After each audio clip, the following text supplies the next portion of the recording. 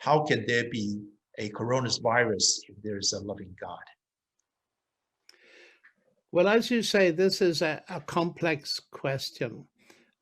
If we're thinking of viruses, it's very clear. Research has shown that viruses are not all pathological. In fact, most of them are very good, and they are essential to human life.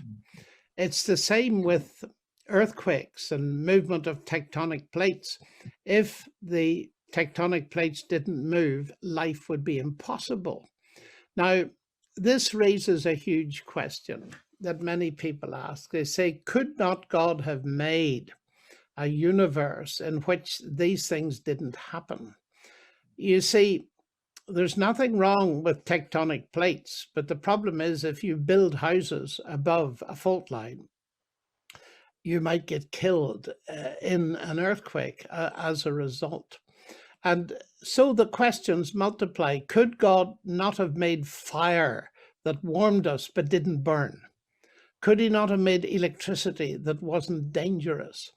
Could he not have made human beings that didn't damage one another? Now, when I mention that last thing, it's very important to realize that there are two sources of suffering.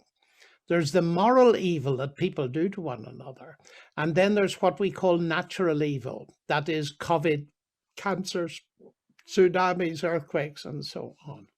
Now, on the moral evil, in a sense, it's easier to answer that.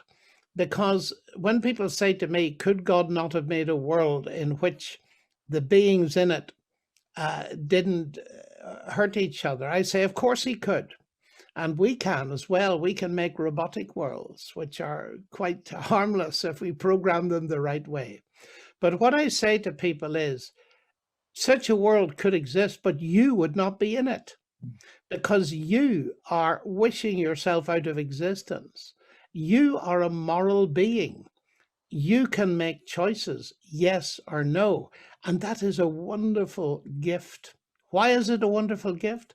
Because our ability to say yes or no is what creates the possibility of love.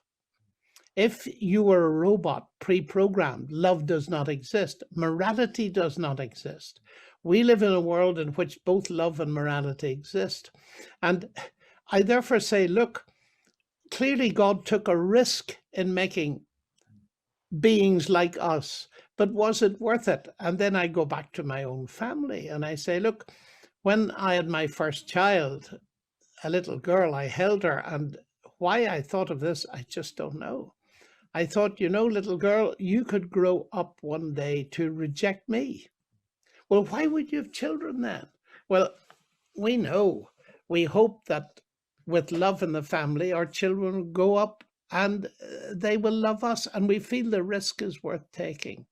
And although that's just a simple analogy, I believe it helps us that one of the biggest things in the universe, if you ask what human beings are for, and that's not an easy question often to answer, God made us for a relationship with himself. That's a relationship that has got that dimension of love in it. And that's absolutely spectacular. You cannot have that in a world where there's no risk.